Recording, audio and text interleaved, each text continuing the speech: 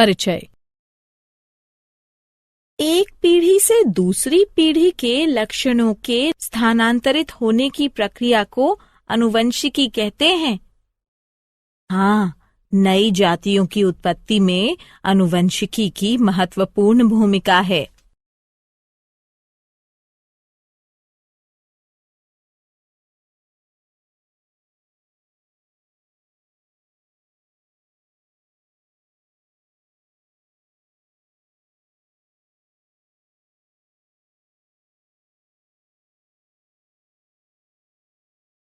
उद्देश्य। इस पाठ के अंत में आप निम्न करने में सक्षम हो जाएंगे। आनुवंशिकी को परिभाषित करना, जनन के दौरान रूपांतरण के संचयन को समझना, वंशागति लक्षणों को समझना, लक्षणों की वंशागति के नियम, मेंडल का योगदान को समझना, प्रभाविता के सिद्धांत की पहचान करना, विसंयोजन के नियम को समझना, स्वतंत्र अपव्यूहन के नियम को समझना, ये समझना कि लक्षण कैसे परिलक्षित होते हैं, लिंग निर्धारण की प्रक्रिया समझना, जनन के दौरान विविधता का संचयन, माता पिता तथा उनकी संतति में उत्पन्न होने वाले अंतर तथा भाई बहनों के बीच अंतर को विविधता कहते हैं। केवल वे विविधताएं वंशागत होती हैं जो जीवधारियों की जनन कोशिकाओं में दिखाई देती हैं। ये विविधता जाति का निर्माण करने वाले गुण सूत्र में जीन के संयोग से अथवा उत्प्रेरण के कारण पैदा होती है। माता पिता यानी जनक द्वारा प्राप्त वंशागत लक्षणों के कारण शारीरिक संरचना में समानता होती है तथा अंतर बहुत कम होते हैं, किंतु यौन क्रिया द्वारा जनन करने वाले जीवों के आगे आने वाली पीढ़ियों में विविधताएं उत्पन्न हो जाती हैं। एक ही माता पिता की दो संतानें समान नहीं होती, इससे संतति में अंतर उत्पन्न होता है। इस प्रकार प्रत्येक पीढ़ी के बाद विविधताओं के संचयन के कारण भिन्नता उत्पन्न होती है। विकास के लिए विविधता कच्चे पदार्थ के समान है, आनुवंशिकी का आधार है, जीवों के नए प्रकार बनाता है, जीवों को बदले वातावरण से अनुकूलन करने में सहायता प्रदान करता है तथा प्रत्येक जीव को एक विशिष्ट पहचान देता है।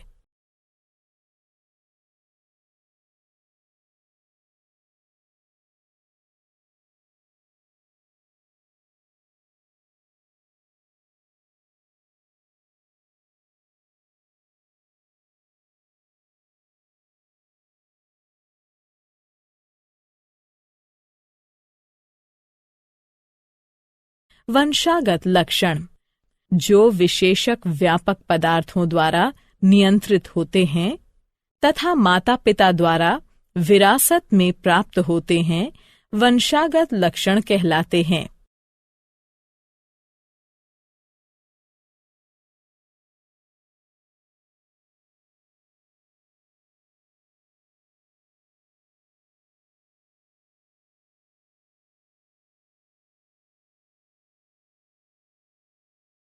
गतिविधि।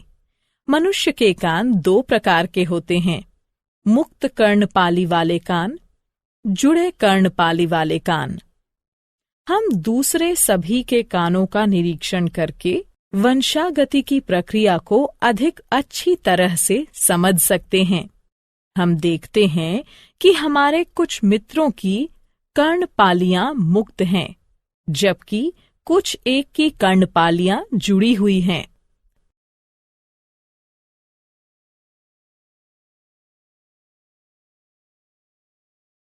लक्षणों की वंशागति के नियम, मेंडल का योगदान। लक्षणों की वंशागति के नियम इसलिए आए क्योंकि माता पिता दोनों समान रूप से आनुवंशिक पदार्थ डीएनए का योगदान बच्चे के लिए करते हैं। इस प्रकार प्रत्येक लक्षण माता तथा पिता दोनों के लक्षणों से प्रभावित हो सकता है। पीढ़ी दर पीढ़ी लक्षणों की वंशागति का अध्ययन करने के लिए ग्रेगोर जॉन मेंडल ने 1856 में 7 दृश्य विपरीत लक्षणों वाली मटर पर प्रयोग किए। तने की ऊंचाई, लंबे या बौने पौधे, बीज का आकार गोल या झुर्रीदार बीज, बीज का रंग हरे या पीले बीज, पुष्प का रंग सफेद या बैंगनी फूल, फली का आकार पूर्ण या सिकुड़ा, फली का रंग हरा या पीला, पुष्प की स्थिति अक्षीय या सिरा। एक लंबे तथा एक बौने पौधे के बीच क्रॉस कराया गया। इस प्रकार का क्रॉस जिसमें केवल एक ही लक्षण ज्ञात हो मोनोहाइब्रिड क्रॉस कहलाता है। पहली पीढ़ी में सभी पौधे लंबे थे, कोई भी बीज के लक्षण का नहीं था। दूसरी पीढ़ी में दोनों ही लक्षण संतति में 3/1 के अनुपात में परिलक्षित थे। इन प्रयोगों के आधार पर मेंडल ने 2 नियम प्रतिपादित किए: प्रभाविता का नियम, विसंयोजन का नियम।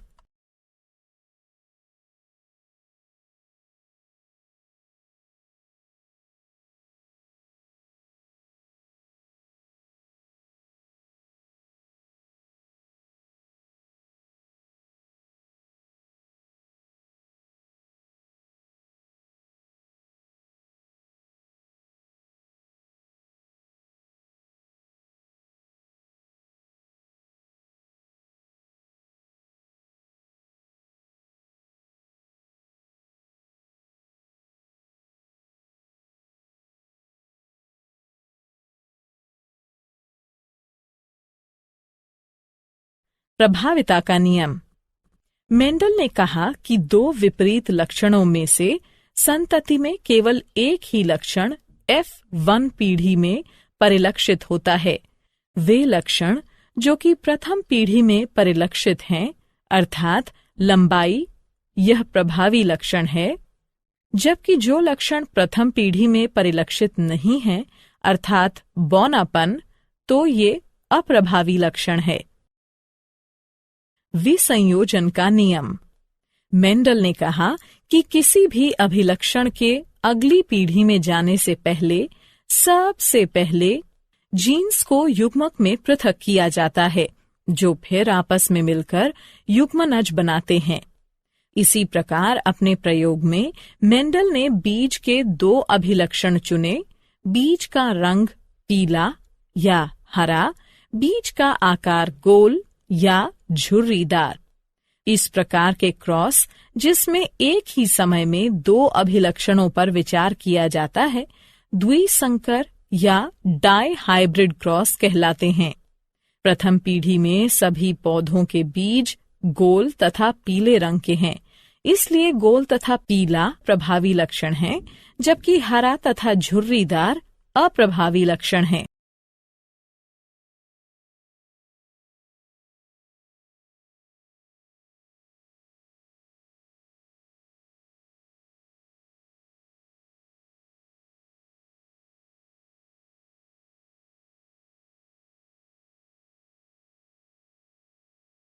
गतिविधि। इस बात की पुष्टि करने के लिए कि पीढ़ी में बड़ा टी छोटा टी तथा छोटा टी लक्षण युग्म वास्तव में 1/2/1 के अनुपात में थे, हम F2 पीढ़ी को स्वयं क्रॉस कराकर F3 पीढ़ी उत्पन्न करेंगे। F3 पीढ़ी में हम देखते हैं कि शुद्ध लंबे बड़ा टी से केवल लंबे पौधे उत्पन्न होते हैं। शुद्ध बौने छोटा टी से केवल बौने पौधे उत्पन्न होते हैं, जबकि संकर लंबे बड़ा टी छोटा टी से उत्पन्न संतति 3/1 के अनुपात में होती है, 3 लंबे तथा 1 बौना। इस प्रकार हम ये निष्कर्ष निकाल सकते हैं कि लंबाई बौनेपन पर प्रभावी है। स्वतंत्र अपव्यूहन का नियम। जनक पीढ़ी में अभिलक्षण के स्रोत के परे अगली पीढ़ी में प्रत्येक अभिलक्षण स्वतंत्र रूप से वंशागत होते हैं। प्रत्येक जीन सेट डीएनए के एक अकेले धागे के रूप में नहीं, बल्कि स्वतंत्र टुकड़ों के रूप में होता है, जिसे गुणसूत्र कहते हैं। इस प्रकार प्रत्येक कोशिका में गुणसूत्र की 2 प्रतियां होती हैं, एक नर जनक तथा दूसरी मादा जनक के लिए। जाति के डीएनए के स्थायित्व को सुनिश्चित करने के लिए प्रत्येक गैमीट हर एक जोड़े के लिए एक गुणसूत्र लेता है जब 2 युग्मक संयोग करते हैं। लक्षण कैसे परिलक्षित होते हैं? प्रत्येक यूकेरियोटिक कोशिका में गुणसूत्र होता है जो डीएनए के लंबे धागों से मिलकर बना होता है। डीएनए में एक कोड होता है जो कोशिका को निर्देश देता है कि अगली पीढ़ी में कौन सा अभिलक्षण परिलक्षित होगा। डीएनए का वह भाग जिसमें अभिलक्षण का कोड होता है जीन कहलाता है। प्रत्येक कोशिका में गुणसूत्र की 2 प्रतियां होती हैं, पिता से 1 तथा माता से 1। प्रत्येक गैमीट माता पिता से 1 क्रोमोसोम लेता है। 2 गुणसूत्रों के मिलन पर अगली पीढ़ी में जाने वाले अभिलक्षणों की कुल संख्या नियत रहती है, जिससे डीएनए का स्थायित्व सुनिश्चित होता है।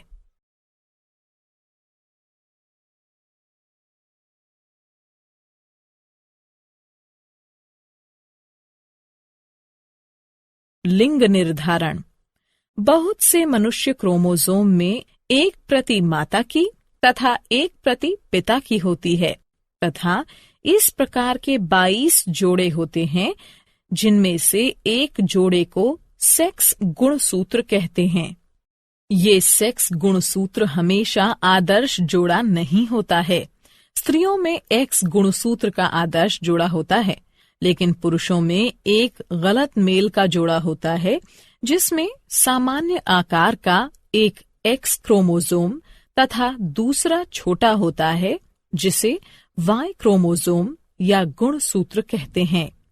इसलिए स्त्रियां XX हैं तथा पुरुष XY। अंतरंग के दौरान माता हमेशा X गुणसूत्र का योगदान प्रदान करेगी, चाहे बच्चे का लिंग कुछ भी हो, जबकि पिता द्वारा दिए गए गुणसूत्र योगदान से बच्चे का लिंग निर्धारित होता है। जो संतान अपने पिता से X गुणसूत्र वंशागत करेगी, वो बेटी होगी, जबकि जो संतान अपने पिता से Y गुणसूत्र वंशागत करेगी, वो पुत्र होगा। क्या आप जानते हैं, आनुवंशिकी नाम बेटसन द्वारा 1906 में रखा गया था। मेंडल को आनुवंशिकी का पिता कहते हैं।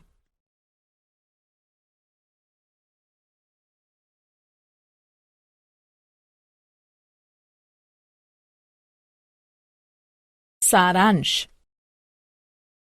आइए जो कुछ हमने सीखा है उसे संक्षेप में दोहराएं।